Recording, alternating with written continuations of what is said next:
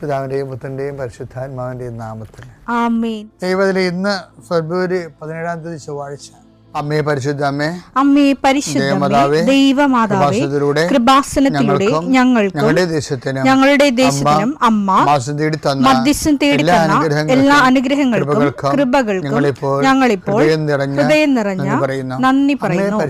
അമ്മേ പരിശുദ്ധമേ, ദൈവമാതാവേ, 2004 ഡിസംബർ 7 ഉച്ചകഴിഞ്ഞ് 2:30 കൃപാസനത്തിൽ സംഭവിച്ച അമ്മയുടെ പ്രത്യക്ഷപ്പെടലിനെ കുറിച്ച് തിരുസഭയ്ക്ക് സമർപ്പിച്ചിരിക്കുന്ന പഠനരേഖകളുടെ മേൽ സഭാത്മകമായ പഠനം ആരംഭിക്കുവാൻ ഞങ്ങൾ പ്രാർത്ഥിക്കുന്നു.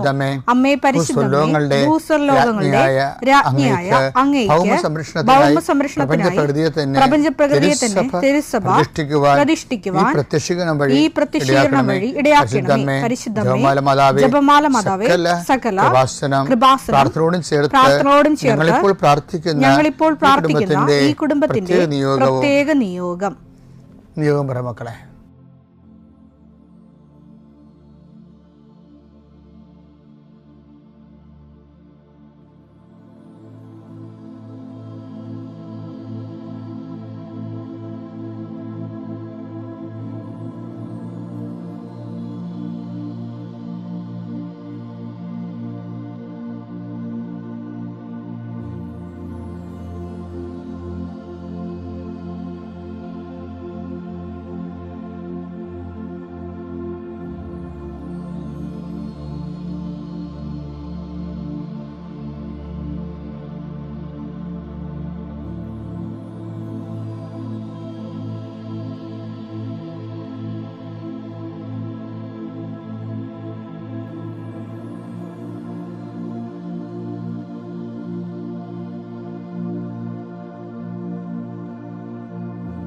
അമ്മയുടെ പ്രത്യക്ഷീകരണത്തിന്റെ ഈ അനുഗ്രഹവേളയിൽ ഞങ്ങൾക്ക് സാധിച്ചു തരുവാൻ കനിയണമേ. ആമേൻ. വിശ്വാസ പ്രമാണം.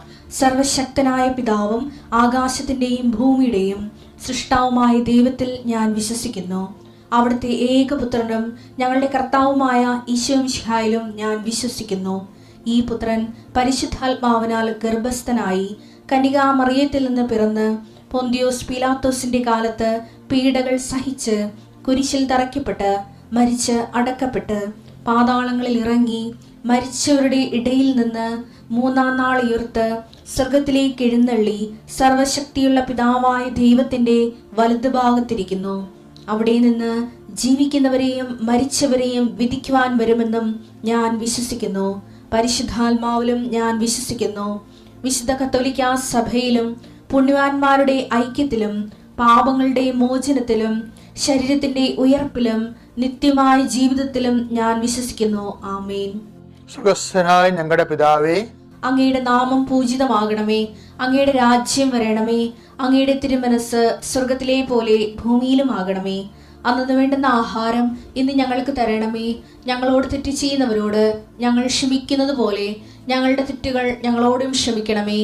ഞങ്ങളെ പ്രലോഭനത്തിൽ ഉൾപ്പെടുത്തരുതേ, തിന്മയിൽ ഞങ്ങൾ രക്ഷിക്കണമേ. ആമേൻ. നന്മ നിറഞ്ഞ മറിയമേ, സ്വസ്തി. കർത്താവ് അങ്ങയുടെ കൂടെ സ്ത്രീകളിൽ അങ്ങ് അനുഗ്രഹിക്കപ്പെട്ടവളാകുന്നു.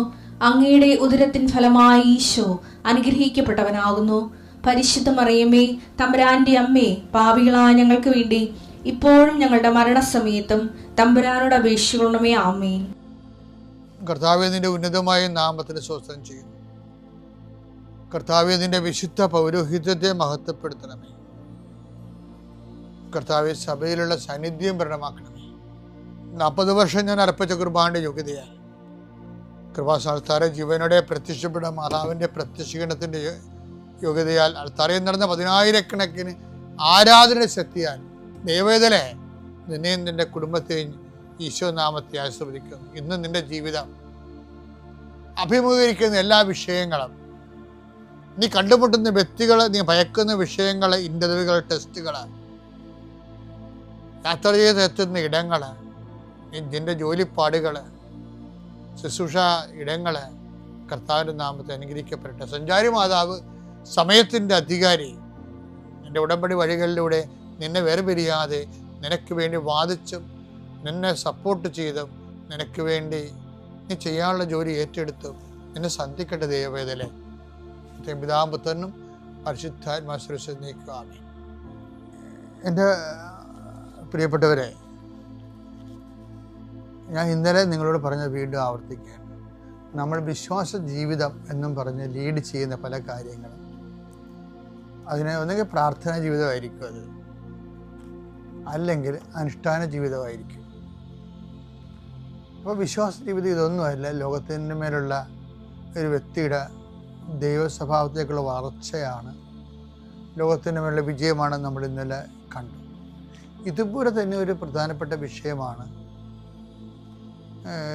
നമ്മൾ ഈ 1000 കൊല്ലങ്ങളായിട്ട് സഭ എപ്പോഴും ഓരോരോ കാലത്ത് ദൈവത്തോട് അടുക്കുന്നതിന് ദൈവത്തിൻ്റെ മനുഷ്യരുടെ പ്രത്യേകത വെച്ച് കഴിഞ്ഞാൽ അവരെപ്പോഴും ഇങ്ങനെ ഉള്ളിൽ ചിന്തിച്ചുകൊണ്ടിരിക്കും, ദൈവത്തോട് എങ്ങനെയാണ് മനുഷ്യനെ കൂടുതൽ അടുപ്പിക്കുക. അത് എക്കാലത്തെയും ദൈവശാസ്ത്രമൊക്കെ വന്നത് അങ്ങനെയാണ്. അതുപോലെ തന്നെ ആധ്യാത്മികമായ മിഷണറീസ് വന്നതും അങ്ങനെയാണ്. ചില ഒരു പറ്റം ആൾക്കാർ ദൈവത്തെക്കുറിച്ച് എപ്പോഴും ചിന്തിക്കുകയും ആലോചിക്കുകയും അവരോട് ദൈവം ഇൻട്രാക്ട് ചെയ്യുകയും എന്നിട്ട് ഈ മോസസിനെ പോലെ ആ ദൈവത്തെ ജനങ്ങളുമായിട്ട് കണക്ട് ചെയ്യാൻ കൊടുക്കുകയും അങ്ങനെ ദൈവത്തിൻ്റെ മനുഷ്യരോട് ദൈവത്തെ തന്നെ ഇങ്ങനെ നിരന്തരമായിട്ട് കാലത്തിനൊപ്പം വെളിപ്പെടുത്തും. ഇപ്പം കാലത്തിനൊപ്പം വെളിപ്പെടുത്തുമ്പോഴും അതിനൊക്കെ ബേസ്മെൻ്റ് എപ്പോഴും നമുക്ക് ക്രിസ്ത്യൻസിനാണെങ്കിൽ ബേസ്മെൻറ്റ് 2 ബേസ്മെൻറ്റ് നമുക്കുണ്ട്. നമ്മുടെ 2 കാലും, ഒരു കാല് ചവിട്ട് നിൽക്കുന്നത് സ്ക്രിപ്ചറിലും ഒരു കാല് ചവിട്ട് നിൽക്കുന്നത് പാരമ്പര്യത്തിലുമാണ്. 2 കാലം നമ്മൾ ചവിട്ടി, അതായത് ഒരേ സമയം തന്നെ എഴുതപ്പെട്ട ബൈബിളും എഴുതപ്പെടാത്ത ബൈബിളും, എല്ലാം ബൈബിളാണ്. പാരമ്പര്യം എന്ന് പറയുന്നത് ബൈബിളാണ്. അപ്പം ഈ എഴുതപ്പെടാത്ത ബൈബിള് ആണ് നമുക്ക് വിശിഷ്ട പാരമ്പര്യമായിട്ട് പകർന്നു കിട്ടിക്കണം. അതിങ്ങനെ പകർച്ച അപ്പോസ്തലിക സഭയ്ക്ക് മാത്രമേ അതുള്ളൂ. കാര്യം അപ്പോസ്തലന്മാർ പകർന്നു കിട്ടിയതാണ്. ഈ നമ്മുടെ നൊവേനയൊക്കെ ഇല്ലേ, നൊവേന, അപ്പോൾ നമ്മളവർക്കും അത് ഇടക്കാലം കൊണ്ടുണ്ടായതാണെന്നൊക്കെ പറയില്ലേ. എന്നൊക്കെ പറഞ്ഞ് നൊവേനയെ ആക്ഷേപിക്കുന്നവരുണ്ട്. ഞാൻ ചില സമയത്തൊക്കെ അറിയാതെയൊക്കെ നൊവേനയ്ക്കെതിരെയൊക്കെ എന്തെങ്കിലും പറയും. പക്ഷെ നമുക്കൊരു എളിമയോടെ ഒന്ന് ചിന്തിച്ച് നോക്കിയാൽ നമുക്ക് മനസ്സിലാകും, നൊവേനയാണ് ആദ്യം ഉണ്ടായിരുന്നത്. 9 ദിവസം ഇല്ലേ അവർ അമ്മയും അപ്പോസ്തലന്മാരും കൂടി, നൊവേന വെച്ചാൽ 9 എന്നല്ല അർത്ഥം, 9 ദിവസം അവർ പ്രാർത്ഥിച്ചില്ലേ. നടപടി പുസ്തകം 1:14. ഇവർ ഏകമനസ്സോടെ യേശുവിന്റെ അമ്മയായ മറിയത്തോടും മറ്റ് സ്ത്രീകളോടും അവന്റെ സഹോദരോടുമൊപ്പം പ്രാർത്ഥനയിൽ മുഴുകിയിരുന്നു. ആ 9 ദിവസം അവർ പ്രത്യേക പർപ്പസിന് വേണ്ടി പരിശുദ്ധാത്മാവ് നിറഞ്ഞ് അമ്മയും അപ്പോസ്തലന്മാരോട് പ്രാർത്ഥിച്ചു. അതാണ് നൊവേനയുടെയൊക്കെ തുടക്കം എന്ന് പറയുന്നത്.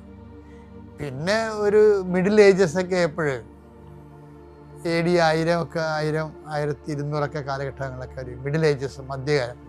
അപ്പോൾ ഡൊമിനിക്കൻസും പിന്നീട് ഈ മോഡേൺ കാലം വന്നപ്പോൾ ജസ്യൂട്ടുകളും അവർ മാതാവിൻ്റെ അപ്പാരിഷനുമായിട്ട് ബന്ധപ്പെട്ട് കുറേ അപ്പാരിഷൻ സംഭവിച്ചില്ലേ സഭയിൽ. ഇപ്പോൾ ലൂർദ് ഫാത്തിമയ്ക്ക് മുമ്പ് തന്നെ എത്രയോ അപ്പാരിഷൻസ് ഉണ്ട്. ആദ്യത്തെ അപ്പാരിഷൻ യാക്കോബ്സിലേക്ക് നൽകിയതാണ്. ആദ്യത്തെ അപ്പാരിഷൻ AD 120 മറ്റേ ഉള്ളതാണ്. അപ്പോൾ മരീൻ അപ്പാരിഷൻസ് സഭക്ക് അപ്പാരിഷൻ മനസ്സിലായി. അപ്പാരിഷനിലൂടെ മാതാവിൻ്റെ പ്രത്യക്ഷീകരണങ്ങൾ സഭയിൽ സത്യമാണെന്ന് മനസ്സിലാക്കി കഴിഞ്ഞപ്പോൾ ആ പ്രത്യക്ഷീകരണത്തെ അടിസ്ഥാനപ്പെടുത്തിക്കൊണ്ട് ഡൊമിനിക്കൻ അച്ഛന്മാരും ജസ്യൂട്ട് അച്ഛന്മാരും നൊവേനകൾ രൂപപ്പെടുത്തിയെടുത്തത്. അപ്പം ആ ഒരു കാലഘട്ടമുണ്ട്. അപ്പോൾ പക്ഷെ നൊവേനയ്ക്ക് അപ്പോൾ 2000 കൊല്ലത്തെ പാരമ്പര്യം ഉണ്ടെങ്കിലും പിന്നെ ഒരു പ്രെയർ ഫോം എന്ന രീതിയിൽ ഒരു 10, 700, 800 കൊല്ലത്തെ പാരമ്പര്യമാണ് നൊവേനയ്ക്കൊക്കെ ഉള്ളത്. പിന്നീട് 12-ാം നൂറ്റാണ്ടിൽ തന്നെ വന്നപ്പോൾ തന്നെ 16 നൂറ്റാണ്ടൊക്കെ വന്നപ്പോൾ ജപമാല വന്നേ. അപ്പോൾ ജപമാല പിന്നെ വ്യാപകമായ രീതിയിൽ പ്രചരിച്ചു.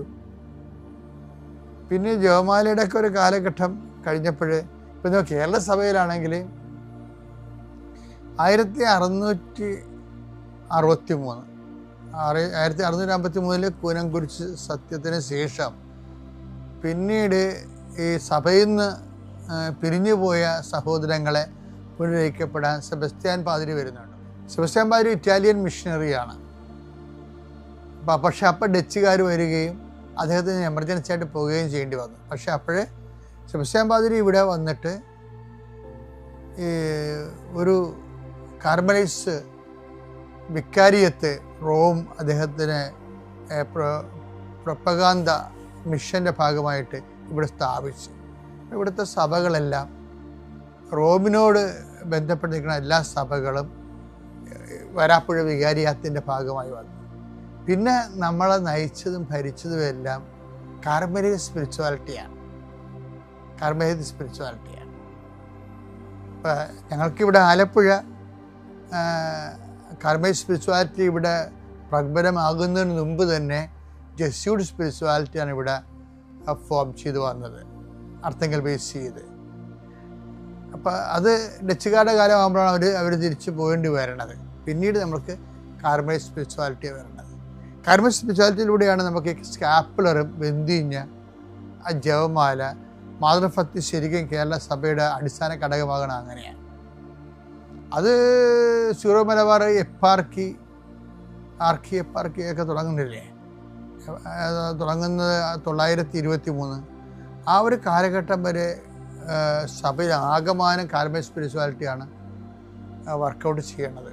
അതിനകത്ത് ബ്രീവരി ഉണ്ടാവും, കാരുണ്യ നമസ്കാരം ഉണ്ടാവും, അതുപോലെ തന്നെ ജപമാല ഉണ്ടാവും. പിന്നെ ഇറ്റാലിയനിൽ രൂപപ്പെട്ട് വന്ന 40 മണി ആരാധന 1829 മുതൽ ചാവറച്ചൻ്റെ 1870-75 വരെയുള്ള കാലഘട്ടങ്ങളിലെല്ലാം 40 മണി ആരാധനക്ക് ഭയങ്കരമായ ഒരു അനുഭവങ്ങൾ കേരള സഭയിലുണ്ടായി. അപ്പോൾ ഈ 40 മണി ആരാധന, ജപമാല, നൊവേന, ഇങ്ങനെയുള്ള ഓരോ കാര്യങ്ങൾ ഞാൻ പറയണില്ലേ. അതിനുശേഷം പിന്നീട് നമുക്ക് കാണുന്നത് കരിസ്മാറ്റിക് നവീകരണം. ഒരു 75 രൂപ വന്നതാണ്. 75 രൂപ കരിസ്മാറ്റിക് നവീകരണത്തിൻ്റെ പീക്ക് ടൈം എന്ന് പറഞ്ഞാൽ 2015 ഏറെക്കുറെ 2015. ഇപ്പോഴും കരിസ്മാറ്റിക് നവീകരണം നടക്കുന്നുണ്ട്. കേരളത്തിൽ കരിസ്മാറ്റിക് ധ്യാനകേന്ദ്രങ്ങളുണ്ട്.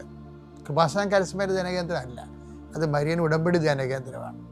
അത് 2016 ആദ്യം കരിസ്മാറ്റിക് ധ്യാനകേന്ദ്രം ആയിരുന്നെങ്കിലും 2016 അത് മരിയൻ അപ്പാരിഷനോടുകൂടി അത് മരിയൻ ഉടമ്പടി ധ്യാനകേന്ദ്രമായിട്ട് കൺവേർട്ട് ചെയ്യണം. അപ്പോൾ ഇപ്പോഴും കേരളത്തിൽ പ്രഖ്യാപിതമായ ധ്യാനകേന്ദ്രങ്ങൾ കരിസ്മാറ്റിക് ധ്യാനകേന്ദ്രമാണ്. ഇപ്പോൾ നമ്മൾ മൊത്തം നോക്കുമ്പോൾ ഉണ്ടാകുന്ന വിഷയം, വിശ്വാസ ജീവിതം കാലഘട്ടങ്ങളിലൂടെ പരിശോധിച്ച് കഴിഞ്ഞാൽ നമ്മൾക്ക് വരുന്നതും ഇതിനിടയ്ക്ക് ജോൺ പോൾ മാർപ്പാപ്പയുടെ കാലത്ത് കർണക്കൊന്ത, സിസ്റ്റർ ഫൗസ്റ്റീനയുടെ കർണക്കൊന്ത ഡെവലപ്പ് ചെയ്ത് വന്നു. അപ്പോൾ കർണക്കൊന്ത വരുമ്പോഴുന്ന വിഷയം അതും ഇതുപോലെ റിസൈറ്റിംഗ് ആണ്. ജപമാലയും റിസൈറ്റിംഗ് ആണ്, പ്രാർത്ഥിക്കണമാണ്. നമ്മൾ നാക്കുകൊണ്ട് പ്രാർത്ഥിക്കുന്നതാണ്. അതിൻ്റെ ഈ ഫെയ്ത്തിൻ്റെ മെക്കാനിസം നടക്കണതെല്ലാം പ്രാർത്ഥന എന്നിട്ടുള്ള ഒരു മെക്കാനിസത്തിലാണ് അത് വർക്കൗട്ട് ചെയ്യണത്. അപ്പോൾ വിശ്വാസത്തിൻ്റെ ഒരു ഘടകമാണത്, ഒരു ഘടകം.